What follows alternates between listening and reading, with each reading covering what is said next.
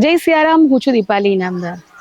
સ્ત્રીઓ હંમેશાથી financially independent રહે એવા મારા હંમેશાથી પ્રયત્નો રહ્યા છે અને આજે અમે એની એક સીડી ચઢી રહ્યા છે. આજે હું મારા ગામમાં સરકારી શાળામાં એક કેમ્પનું મેં આયોજન કર્યું છે, જેમાં ધોરણ 8 થી 12ની દીકરીઓને જ્વેલરી મેકિંગ એટલે કે જ્વેલરી કેવી રીતે બનાવવી, એમાં કાપડની જ્વેલરી છે, ઘૂંઘરૂવાળી જ્વેલરી છે, કાચના બીડ્સવાળી ઘૂંઘરૂવાળી જ્વેલરી છે, એ બનાવવાનો મેં એક કેમ્પનું આયોજન કર્યું છે. મેં આ કેમ્પનું આયોજન એટલા માટે કર્યું છે કે કાલે જે ઉઠીને દીકરીઓ પોતાના સાસરીમાં જાય તો એ આ બધી વસ્તુઓ પોતાના ઘરે બેસીને બનાવી શકે અને પોતાના પગભર ઊભી રહી શકે. આવા પ્રયત્નો મારા તમામ રહ્યા છે. તો ચાલો આવો મારી સાથે આપણે જોઈએ કે દીકરીઓ કેટલા ઉત્સાહથી આ જ્વેલરી મેકિંગ શીખી રહી છે.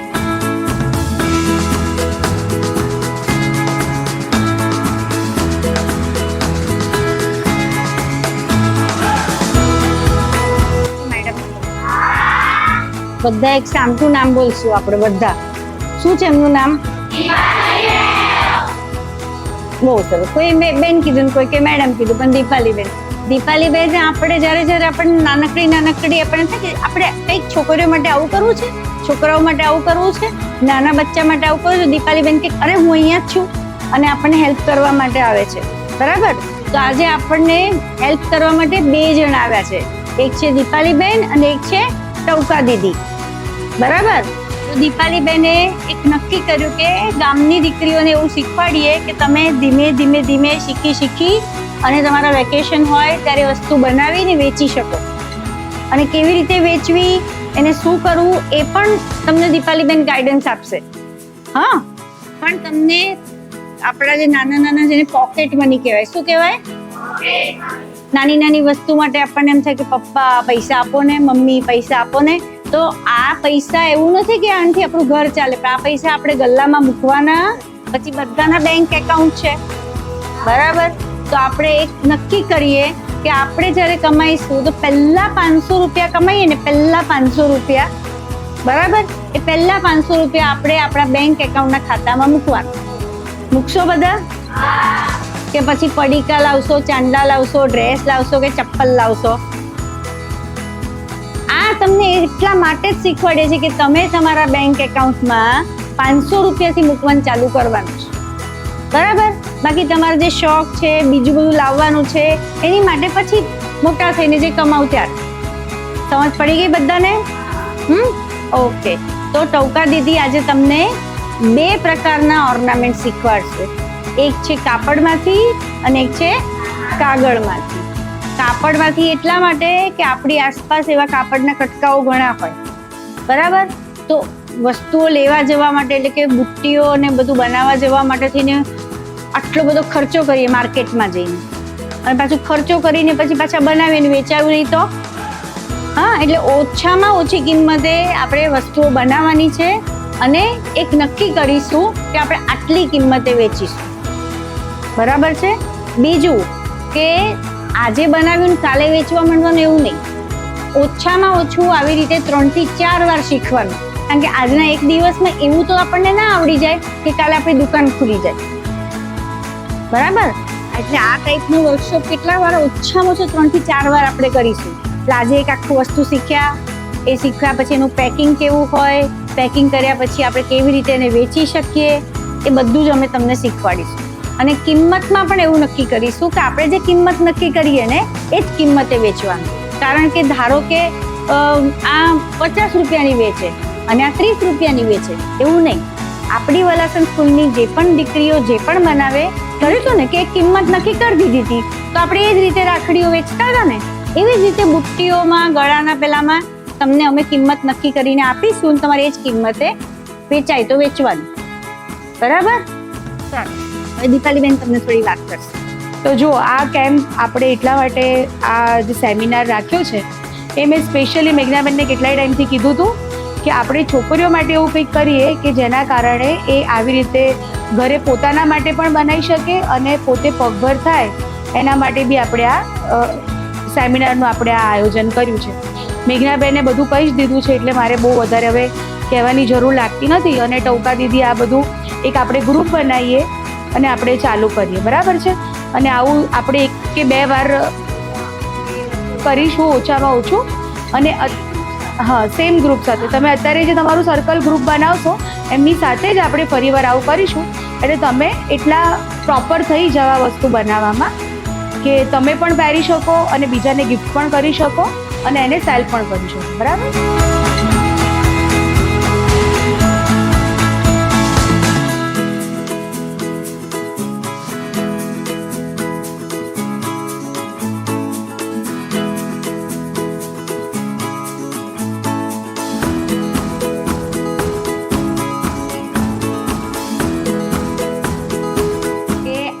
વર્કશોપ છે એ ખાલી મજા માટે નથી, મસ્તી માટે નથી, પણ ભવિષ્યમાં એક છોકરી આત્મનિર્ભર થઈ શકે, પોતાની જાતે પોતાનું પોકેટ મની પૂરતું કમાઈ શકે, ભવિષ્યમાં બની શકે કે તમે પાછા બહુ મોટા જ્વેલરી ડિઝાઇનર પણ થઈ શકો, બરાબર. એટલે એટલા માટે આ વર્કશોપનું અમે લોકોએ આયોજન કર્યું છે. વર્કશોપનું આયોજન કરવામાં તમારા સાહેબે બહુ જ મોટો રોલ ભજવ્યો કે ના, આપણે આ પહેલા કયું કર્યું હતું? સૌથી પહેલું રાખડીનું, પછી બીજી વખત કયું કર્યું હતું? મણકા ને એ બધાની જ્વેલરીનું કર્યું હતું, બરાબર. પછી રાખડી વેચવાનું એમણે કર્યું. પછી એની પછીનો પ્રયોગ સાહેબે કર્યો કે સ્કૂલમાં જ ફૂડ ફેસ્ટિવલ જેવું થાય, બરાબર. અને દર મંગળવારે સ્કૂલના છોકરાઓના ઘરના બનાવીને લાવે અને એ પ્રમાણે એક સરસ મજાનો એક નાનકડો વ્યવસાય થાય. અને એની પછીનો સ્ટેપ આ છે કે આપણને દીપાલીબેન મળ્યા અને દીપાલીબેન એવું કર્યું કે માત્ર ને માત્ર કોઈ એક દિવસ નહીં, પણ એવી રીતે આપણે શીખવાડીએ કે આ જે છોકરીઓ છે એ 2 કે 3 વર્કશોપ પછી એટલી સક્ષમ થઈ જાય કે પોતાની વસ્તુ બનાવી શકે, બરાબર. તો આપણે બધા આપણું જે વર્કશોપ છે એમાં આપણી વચ્ચે દીપાલીબેન, આપણા સાહેબ પ્રવીણભાઈ, આપણી આજની જે એક્સપર્ટ છે ટૌકાબેન,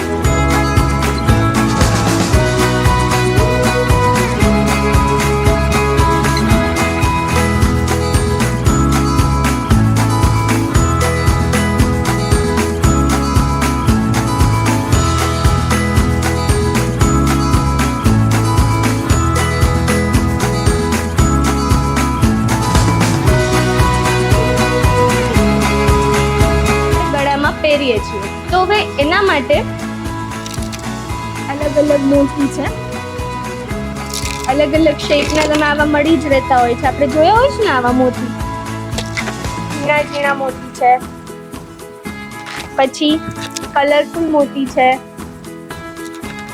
લાકડાના મોતી છે. એવા કલર ગોતીએ કે આપણે તમે પછી સેટ કોઈ પણ સાથે પહેરો એ મેચ થઈ જ જાય, કેમ કે આવા મલ્ટી કલર હોય છે તો આપણને ગમે છે. પછી આ શું છે? આ શું છે? આ છે ને કોડી છે. કોડી છે, કોડી છે. આને આપણે ઝુમકામાં કે એમાં આપણે જોયું હોય છે ઘણી વાર. પછી છે સતારી, પમ છે. આ બધે આપણે શું કરવાનું છે? ડેકોરેશન કરવાનું છે. મેઇન તો આપણે કાર્ડબોર્ડ ઉપર જ ચોંટાડીએ છીએ, પણ પછી એના ઉપર શું નવું કરી શકાય? તમે સતારી ચોંટાડી શકો, તમે નવા નવા મોતીથી દોરી બનાવી શકો. પછી બીજું મારી પાસે છે ઘૂઘરી. ઘૂઘરી હોય છે ને, ઇયરિંગ્સમાં હોય, સેટમાં હોય, ઘૂઘરી હોય છે. અને સેકન્ડ છે કાચ. કાચ ચોંટાડીએ. કોઈ પણ તમે ખાલી કાપડ ચોંટાડીને પણ કરી શકો, પણ કાપડ એવું હોવું જોઈએ. કાપડ ઘણીવાર એવું સરસ હોય છે ચમકતું ને એવું, તો એમાં કંઈ જરૂર નથી રહેતી. પણ કદાચ સાદું ને સિમ્પલ કાપડ હોય તો એને આપણે કઈ રીતે સારું બનાવી શકીએ? તો એના માટે આવા કાચ હોય છે, એને આપણે વ્યવસ્થિત રીતે ચોંટાડીએ તો એનાથી પણ સારું લાગે. બીજો ઉપયોગ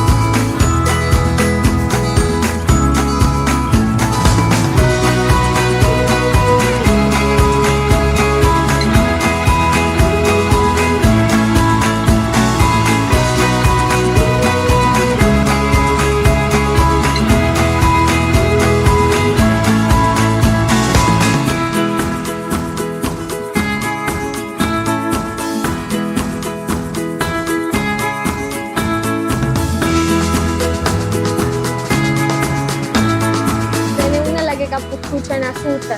એટલે તમારું જે આ કાપડ હોય એને પણ ચોંટાડી શકો, આગળ પાછળ કરી શકો, અને તમે બીજું કોઈ કાપડ ચોંટાડી શકો, કે આમ જ રહેવાનું છે, આમ અથવા આમ, જેમ પણ તમે એને કરશો. આમ પણ સારું લાગે અને આમ પણ સારું લાગે.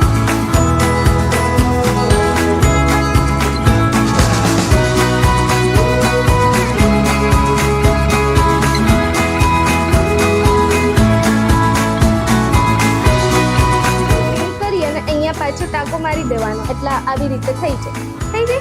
પણ એક ધ્યાન રાખવાનું કે મોટું કરવાનું, એટલે તમારે કોઈ છોડવાનું ના રહે, ડાયરેક્ટ તમે ગળામાં પહેરી શકો. જો તમારી પાસે હૂક કે એવું હોય નહીં, કડી કે એવું કાંઈ, અને આપણા ઘરે જવા દેવાના પેલા સેટ ને હોય ને એમાંથી નીકળે ને તો એવું સાચવી લેવાનું. હવે ઇયરિંગ બુટ્ટીનું હોય છે, કે આ તો હું લઈ આવી છું, કે જે ખીલ્લી જેવું છે ને બુટ્ટી માટે. હા, અને પેચ પણ લાવી છું. તો આવું આપણે ન કરવું હોય તો શું કરવાનું, ઘણી બધી એવી તૂટી ગયેલી બુટ્ટીને એવું પડેલું હોય તો એને સાચવી લેવાનું, એમાંથી બનાવવાનું. સમજાઈ ગયું કઈ રીતે કરવાનું? હવે અહીંયા એક વસ્તુ જોવાની કે મારે જોવું છે કે મારે આને આવી રીતે રાખવું છે કે હું આવી રીતે રાખું. તમે કહો કેવું સારું લાગશે? આમ સારું લાગશે. હા, તો મારે અહીંયા કાણું કરી અને આને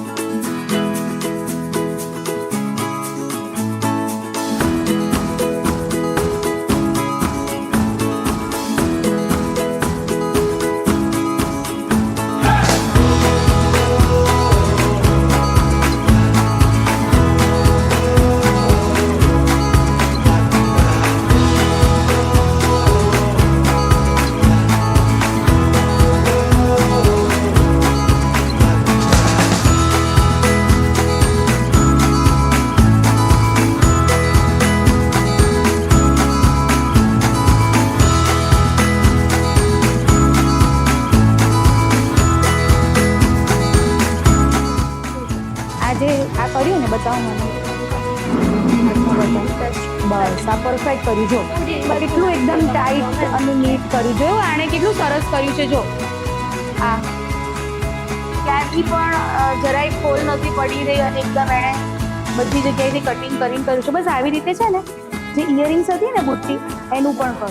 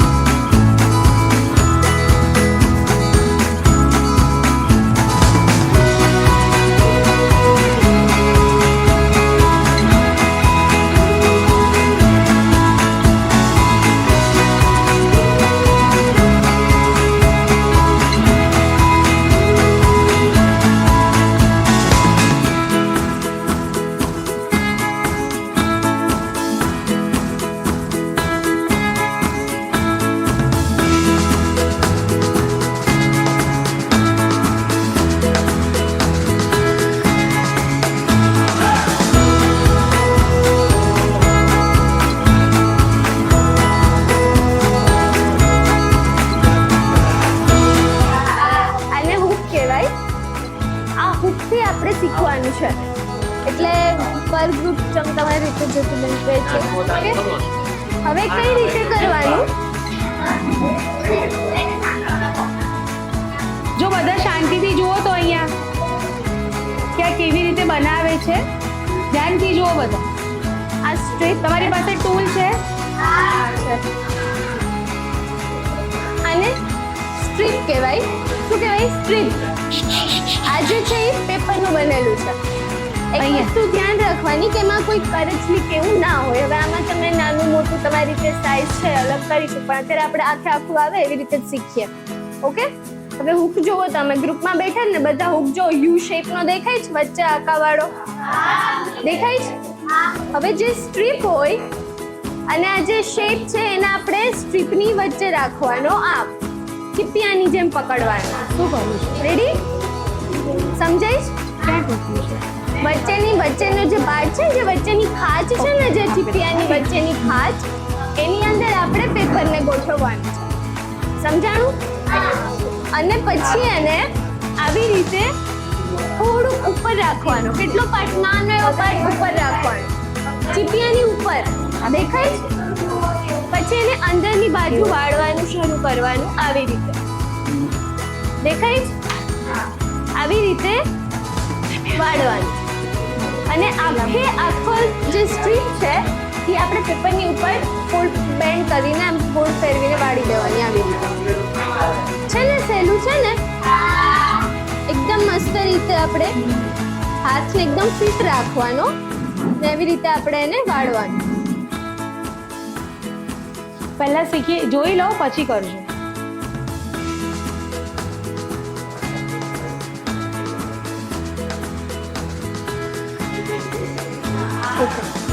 હવે આટલું વહી છે, મેં આવી રીતે પકડેલું છે.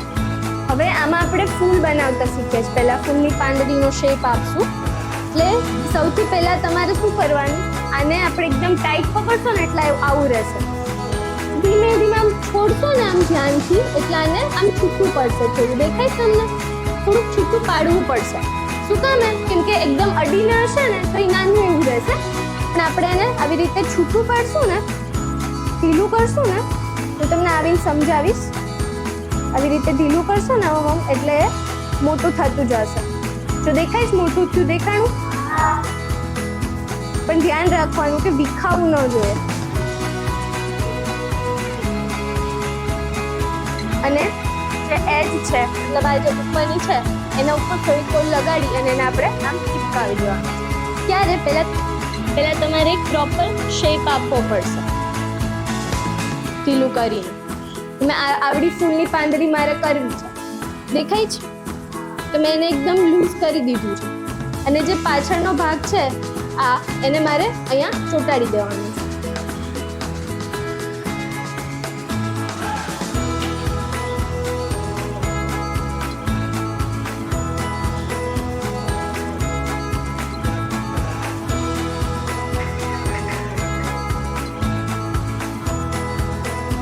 એક જ ટીપું છે, એને મારે એજ ઉપર લગાવી દીધું.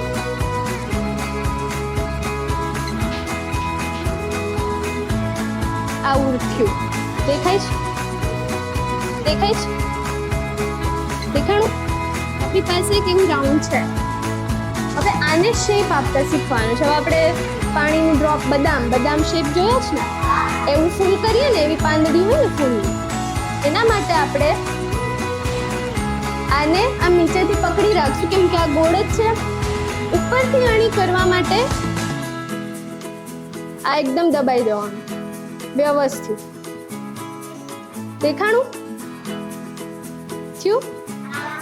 આવી રીતે કરવાની. કેટલી ફૂલની પાંદડી કરવી છે એ તમારે જોવાનું, કેવા કલરની કરવી છે એ જોવાનું, ને આવી પાંદડીઓને અડીને ચોંટાડી દેવાનું એટલે તમારે એક ફૂલ બની જશે. અને પાછળ જે તમે પહેલા ઇયરિંગ્સમાં જે રીતે તમે કર્યું એવી રીતે તમે કરો તો તમે ઇયરિંગ્સ બને, અને જે હુકવાડી કરો તો હુકવાડી બને. તમારે જે બનાવવું એ બની શકે. પણ આવી રીતે કરવાનું. જો કેવું લાગે છે?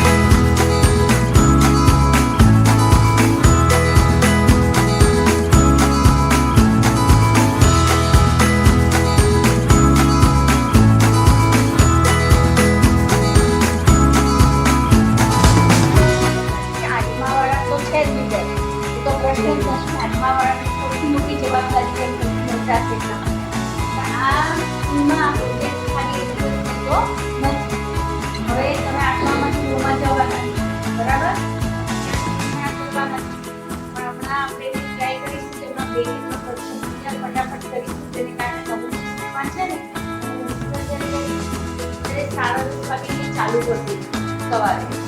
અમે થોડા વહેલા આવીએ છીએ, મટીરિયલ રાખીએ છીએ. સવારે 10:30 વાગે ચાલુ કરીએ એટલે 4 વાગે સુધીમાં ઘણું બધું આપણને કામ થાય. ત્યાં મરચાંનું જે આપણે શીખ્યા હતા ને એ મટીરિયલ પણ લાવી લઈ આવું. મરચાંનું જે આપણે પહેલાં શીખ્યા છે, પેલા બ્રેસલેટ બનાવવાના, હાર બનાવવાના, એ બધું. અને હા, એમાં 3 પ્રકારની જ્વેલરી આપણી પાસે. હા, બોડીની બધું. પછી એક વસ્તુ આપણી બીજી આપણી જ જવાની. હવે એક વસ્તુ એ છે કે આજે 31 તારીખ, પછી આજે તમે કર્યું છે, પછી તમારી બેનપણીઓ બીજી વારમાં અમે, પછી આમાંથી કોઈ ના આવે. હવે એવું થઈ ગયું એ ચોખ્ખી વાત. કારણ કે આજે જેને શીખ્યું પછી નવે પછી બીજાને શીખવાડવાનું અઘરું પડે. હા, અને આજે ધારો કે આવ્યા અને 2-3 જણ એવા છે કે નહોતું ફાવતું, કે નથી આવડતું, કે નથી રસ, તો તમારી જાતે જ નીકળી જશે ગ્રુપમાંથી, કોઈ વાંધો નથી. હા, એવું નહીં કે બધાએ ફરજિયાત આજે આવ્યા એટલે આવવું પડે, પણ નામ બરાબર લખાવી દેજો જાનવીને. હા, અને આ ગ્રુપમાં તમારે હમણાં કામ કરવાનું રહેશે. જે ગ્રુપ આજે બનાવ્યા ને એ જ ગ્રુપ 3 વર્કશોપમાં રહેશે. ગ્રુપ નહીં બદલાય તમારા. નામ બધાના મોઢે થઈ ગયા છે ને, એવું હોય તો પોતપોતાના ગ્રુપના નામ લખી નાખવાના. દરેક ગ્રુપમાં 6, 7 ને 8 3 ધોરણની છોકરીઓ રહેવી જોઈએ. હા, એટલે શું એકબીજાને શીખવાડી શકે એટલા માટે. હા, એવું પણ બને કે આવતા વર્ષે જ્યારે આ સ્કૂલમાં વર્કશોપ રાખીને ત્યારે તમે ટ્રેનર હોય, બેનને આવવાની જરૂર ના પડે, તમે જ બદલી જાઓ. હા, એટલે અત્યારે તમે લોકોએ પહેલા જ વારમાં બહુ સરસ કર્યું છે આ કામ. નેક્સ્ટ ટાઈમ હવે જે કરશો એ એનાથી બેટર કરો, અને પછી થર્ડ ટાઈમ તો એનાથી બી સારું કરશો. અને હું બધાને આવી રીતના જે આ બનાવવાના મૂર્તિને આ બધું છે ને હું બધાને આપીશ. બરાબર, તમે તમારા ઘરે પણ કરો છો કે હવે આ ટવકારીને બધા થેન્ક યુ કહી દેજો. મજા આવી ને બધાને? અમારી પાસે જે અમે મોબાઈલમાં બધી ફોટા બતાવી કે કેટલી બધી અલગ અલગ પ્રકારની જ્વેલરી એમણે અત્યાર સુધીમાં બનાવેલી છે. બહુ જ ફાઇન અલગ અલગ પ્રકારનું બનાવે. તમે જોશો ને મૂકી હશો તમે એમ બધું કરે આટલું બધું ફાઇન બને, હે ને? અને મોબાઈલમાં બી આપણે સર્ચ કરો ને એટલે આપણને કલર કોમ્બિનેશન ખબર પડે. કયા કયા કલર આમાં આપણે યુઝ કરીએ તો સારું દેખાય. એવી રીતે આપણે શોધતા રહેવાનું. તો એ બહુ સરસ વસ્તુ સ્માર્ટ ક્લાસમાં રાખશો ને. હા, તો છે ને આની પાસે છે. છે. હા. જય સિયારામ.